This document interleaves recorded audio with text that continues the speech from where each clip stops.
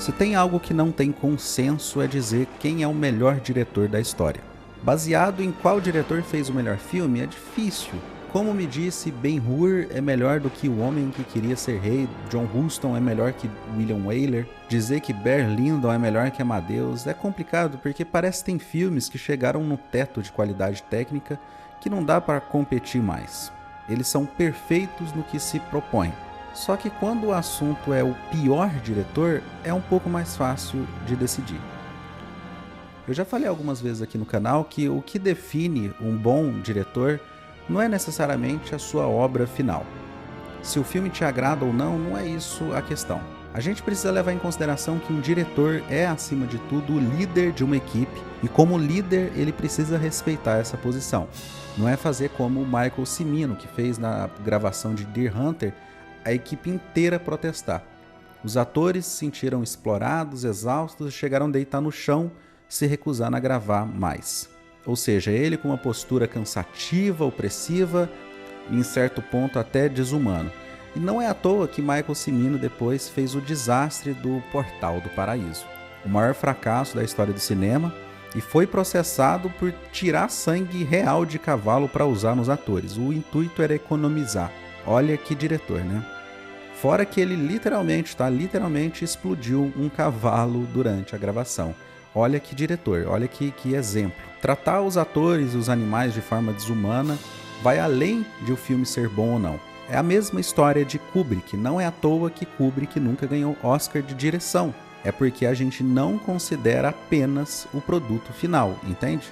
Como eu disse, vai além da obra. O bom diretor, ele não só faz bons filmes. Então entende que é possível um péssimo diretor fazer um ótimo filme? E como é possível um ótimo diretor fazer um filme ruim? É simples. O montador zero à esquerda, um roteiro que não funciona, enfim, tem muitas questões. Mas uma coisa é fato, tá? É muito mais fácil chegar na conclusão dos piores diretores do que os melhores. Porque informação ruim vaza muito mais fácil do que as boas. Fora o Cimino, né, que apesar de ser um péssimo diretor, ele dirigiu um clássico, que é O Franco Atirador, o Ubow é um dos casos que não dá para defender. Ele não tem o apesar. O diretor já bateu em crítico literal, tá? Quebrou o maxilar de um que falou mal dessa obra-prima que ele imagina ser. Ele é o diretor de Alone in the Dark, aquele filme do Far Cry. É um cara bem intragável, tá? Com filmes intragáveis. Mas por incrível que pareça, o título, né, o consenso do título de pior diretor da história não vai para esse sujeito aí. O Bow chega nesse nível de insignificância. Existe um consenso histórico que coloca Edward Wood como o pior diretor da história, o famoso Ed Wood. É uma história triste, tá? Um fracasso tremendo de carreira, onde um diretor entusiasta termina a sua vida sem nenhum sucesso, péssimas críticas, sozinho no quarto. O Ed Wood ele viveu de 24 até 77, ele fez umas 2 dezenas de filmes independentes. A produção de certa forma chegava a ser heróica, aquela história de bater de porta em porta, enfim. Mas, coitado, ele não tinha o tato.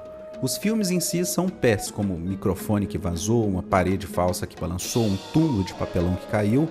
Não era motivo suficiente para regravar. Ele acreditava que isso era insignificante, podia deixar no corte final. É difícil entender essa lógica, porque tudo isso que ele falou é o contrário. Mais tarde essa esposa largou ele, inclusive, né? Como eu disse anteriormente, ser um diretor é uma posição de liderança, de força. Passar confiança para a equipe, ser um bom comunicador e um bom mediador. E a história de Ed Wood foi muito bem retratada num filme. Esse filme de 1994, dirigido pelo Tim Burton, Ed Wood. No filme, a gente tem o Johnny Depp no papel principal, interpretando Wood, e ele traz algo bem interessante para esse personagem. É um olhar de ilusão, entusiasmo, chega a dar dó dele em certo momento. Também tem no centro da trama o Martin Landau, que nesse Oscar ele venceu como o ator coadjuvante. Aqui ele interpreta o Bela Lugosi, né, um eterno Drácula, e é outro personagem trágico. O ator que no passado fez sucesso, mas hoje o que restou é uma casa vazia de pessoas, mas cheia de souvenirs, lembranças dele mesmo e um vício. Mais triste ainda é ver como o fim da sua carreira foi fadado a participar das péssimas produções de Ed Wood. E o pior é que essas produções não se limitavam apenas a um filme ruim, tá? Mas as vaias no cinema, ofensa pessoal, era um horror. O mais curioso de tudo aqui é o que o Tim Burton faz para contar essa história. Ele adapta uma narrativa bem humorada. É estranho dizer, né, que essa história trágica, biográfica, foi realizada no gênero de comédia. Considerando que filmes sobre figuras reais, né, têm um certo padrão, a biografia de um artista sempre tem um pé no drama, mostra o começo da vida, as dificuldades do artista, o processo criativo, até, enfim, a sua vitória. Aqui, não. Aqui ele reinventa o subgênero. Ele desfaz a biografia, criando, assim, um dos melhores filmes biográficos.